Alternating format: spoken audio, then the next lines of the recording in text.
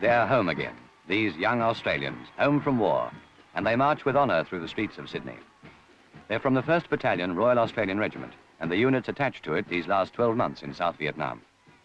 They're part of the first professional army Australia has ever fielded, and they wear the first medal the Queen has ever awarded Anzac troops alone. Their average age of 21 makes them part of today's gear and go-go generation. But as soldiers, they hold to the traditions of their fathers who fought in World War II, and of their grandfathers, the original diggers of World War I, who forged the Anzac legend more than 50 years ago.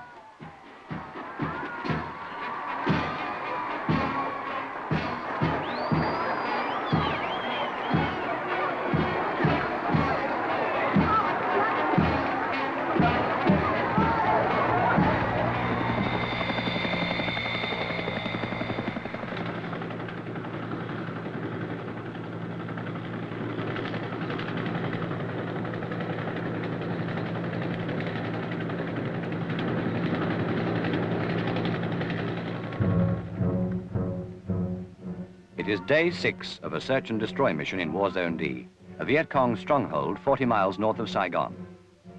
The Australian 1st Battalion Group moves into new positions in the scrub, seeking contact with the enemy. American battalions, supported by armour, move into more settled country close by. The brigade to which the Australians and Americans belong has had little contact with the Cong, though 3 of his main force regiments are known to be in the area.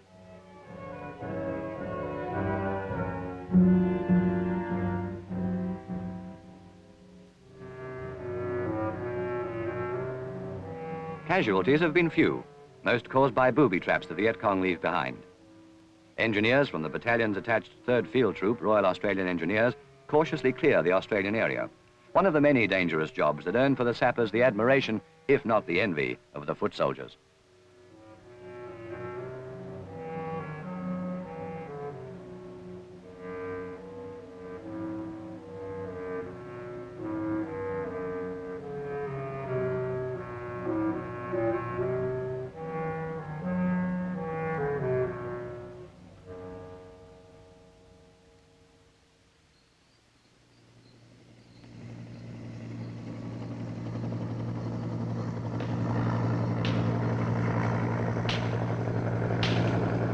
With the experience of more than 20 major operations behind them, and the world's most thorough jungle training before that, the troops quickly turned dense bush into a reasonably comfortable bivouac.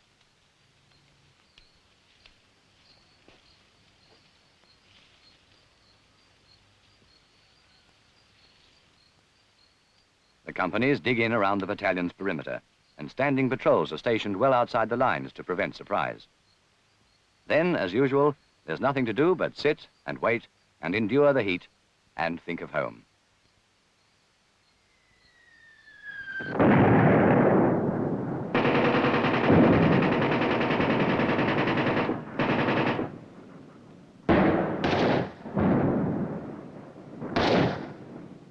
Outlying patrols in contact with the enemy call for mortar support.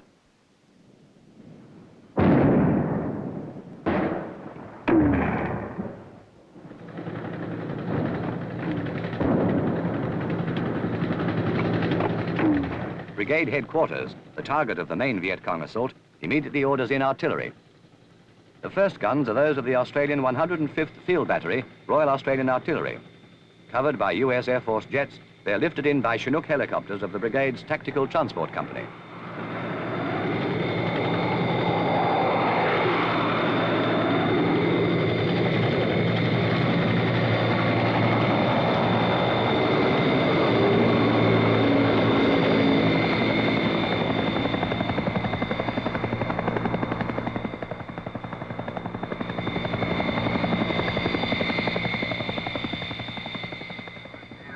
Once down, the guns are soon in action, responding to target information passed on by signallers in the battalion command post. The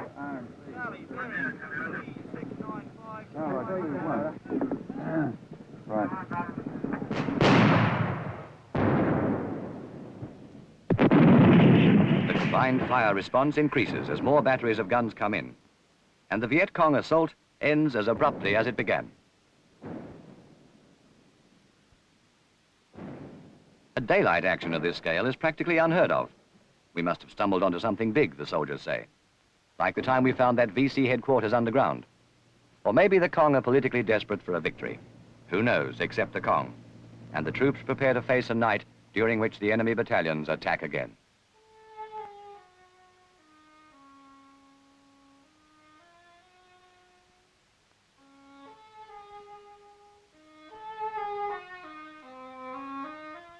In the morning, the troops saddle up to face Day 7 in War Zone D. And all they know for sure about the night's events is that the Viet Cong didn't win, but the lines are buzzing with rumors all the same. Details of the action will remain uncertain until patrols bring in and count the bodies and collect evidence for intelligence to assess.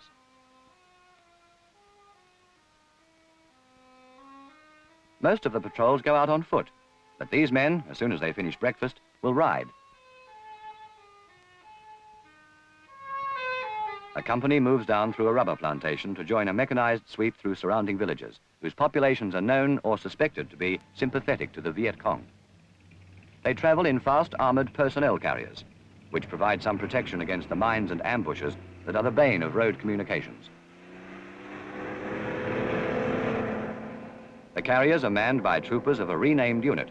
They were formed from the regular squadron of the 4th 19th Prince of Wales Light Horse, a citizen military forces regiment, but are now redesignated the 1st APC troop of the new 1st Cavalry Regiment, Royal Australian Armoured Corps. An American general, however, has refused to accept the change. Hell no, he says. They lend tone to my outfit, and describes them in orders as King George III's White Horse.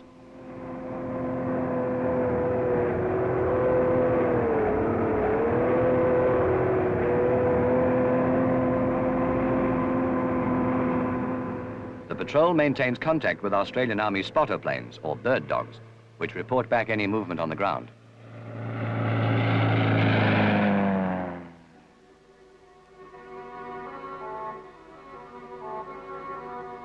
Troops clear the area and check the villages as they come home. Last night, Viet Cong soldiers, their mortars emplaced in this village, timed their fire to synchronize with that of an American battery some distance away. For a time, the Americans believed they were being fired on by their own guns. When the stratagem was uncovered, the Cong mortars were quickly silenced, and this is the result. "Why do you burn my house?" a villager demands. "Why did you let the Viet Cong use it?" is the reply. "How can I stop them?" And the answer is, where have all the young men gone? The young men are with the Viet Cong, and may be lying dead in front of brigade positions now, or buried by their comrades in shallow graves.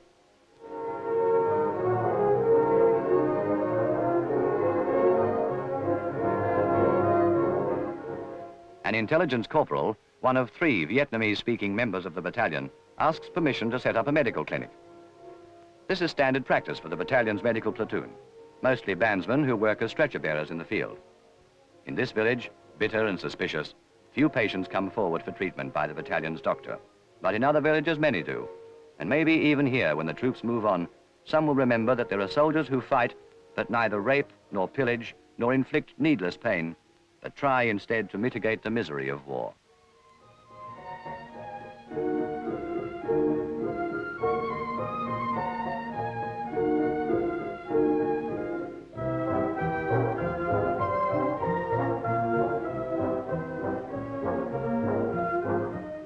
What happened last night? Nothing. What have you seen today? Nothing. Where have all the young men gone? I don't know.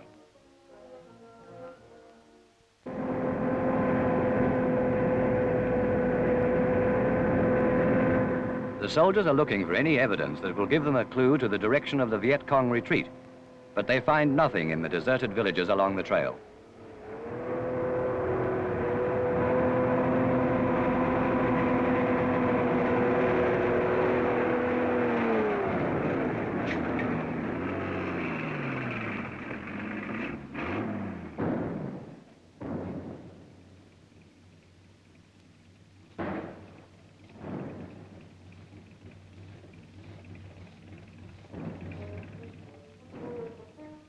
These Chinese-made anti-tank rockets were dropped by a wounded or dying man. Weapons are mostly new and very well-made Chinese copies of Russian arms, treasured by owners who have no use for them now.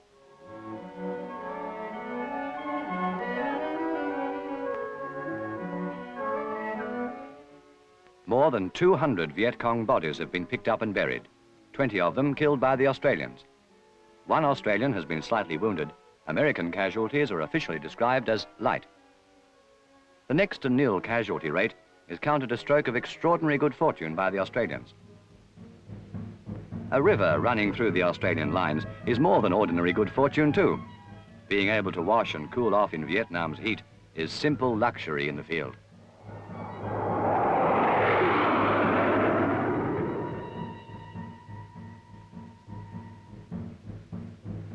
But iced water and a hot meal in the evening is taken for granted. From day 2 on, in any fixed location, the meals are brought into the troops as part of the quartermaster's resupply program.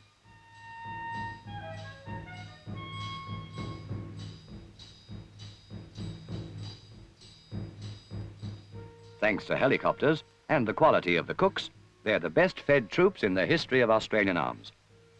Imagine diggers in the trenches of Gallipoli or along the Kokoda Trail topping off a chicken dinner with a can of cold tomato juice and a fresh apple. And also thanks to helicopters and the skill of the medics, these soldiers are less likely to die of wounds than any in the history of war.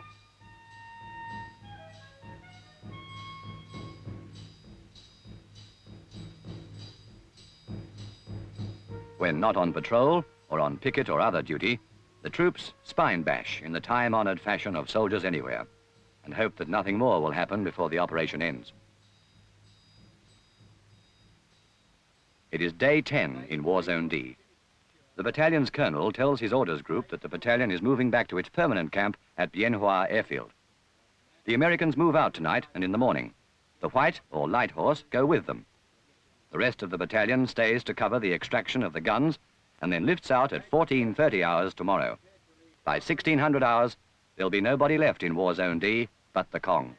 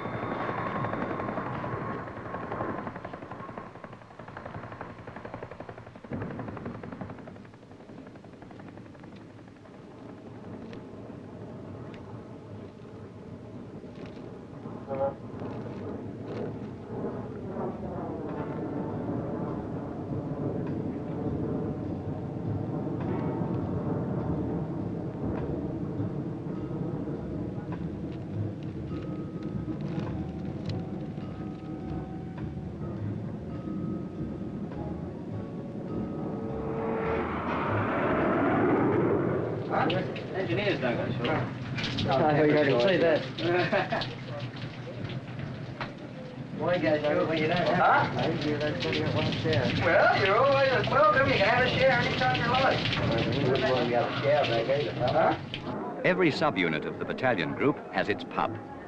Except for occasions like this, they don't open until the working day ends and close again for evening stand to, finally shutting at 9 p.m.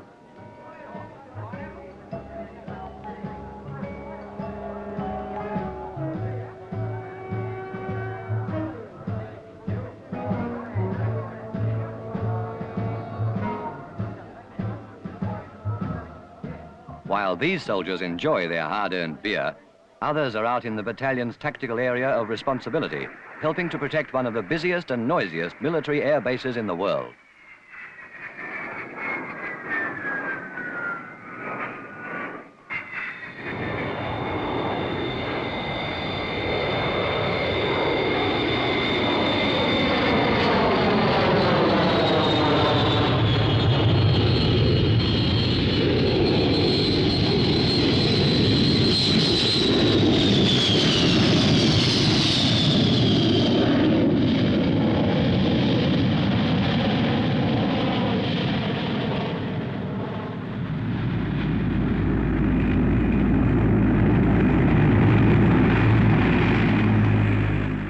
Life in Bien Hoa is not too rigorous now that most of the comforts of home have been installed, but these men, off to Saigon for a day's leave, are happy to go. Leave is regular and every man can expect a week in either Hong Kong or Bangkok before his tour is up. And the fact that opportunities to spend his pay are limited here means that when on leave, he's never short of cash. And when he comes back, he's never short of work. This is a class for junior NCOs, training for promotion in the ranks of an expanding army. Training and retraining is continuous here, and drill is about as popular in Bien Hoa as it is back home.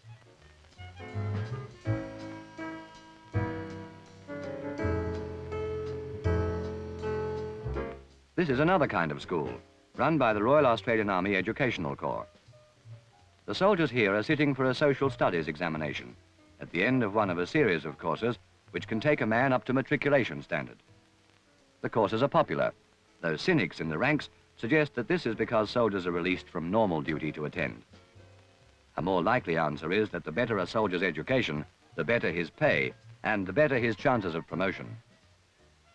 The desire for self-improvement is no less common among soldiers than in other parts of the community, and the facilities for it are better than most, even here.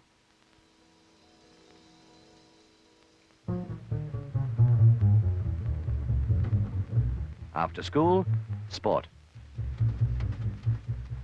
Victory at touch football is sought with considerable sincerity, thanks to the gentle advice and encouragement of rival company sergeant majors. Sports of all kinds are popular with the Australians, and while it's true that the gunners of 105th Battery tend to favour cricket, there is no basis to the rumour that the cavalrymen play polo from their carriers.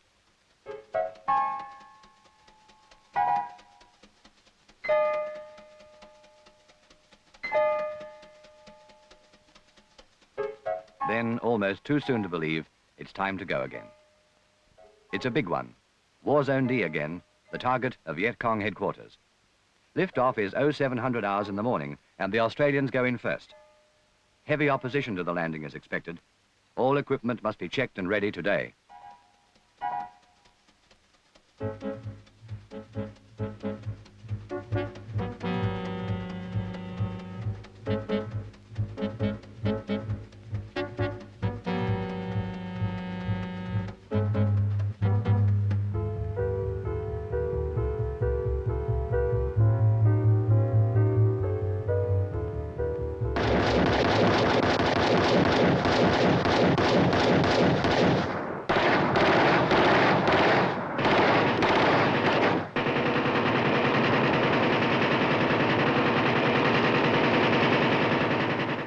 The armourers say that on the day before an operation, they're as busy as a betting shop on Cup Day.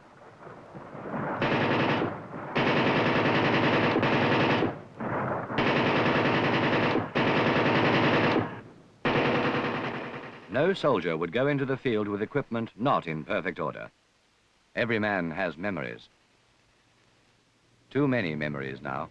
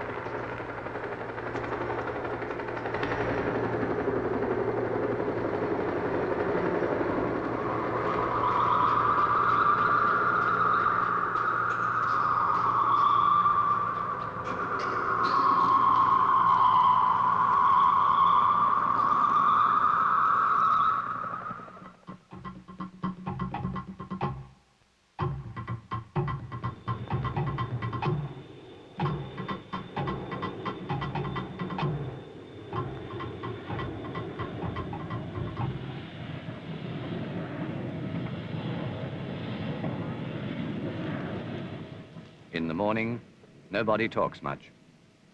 Every man knows what he's here to do.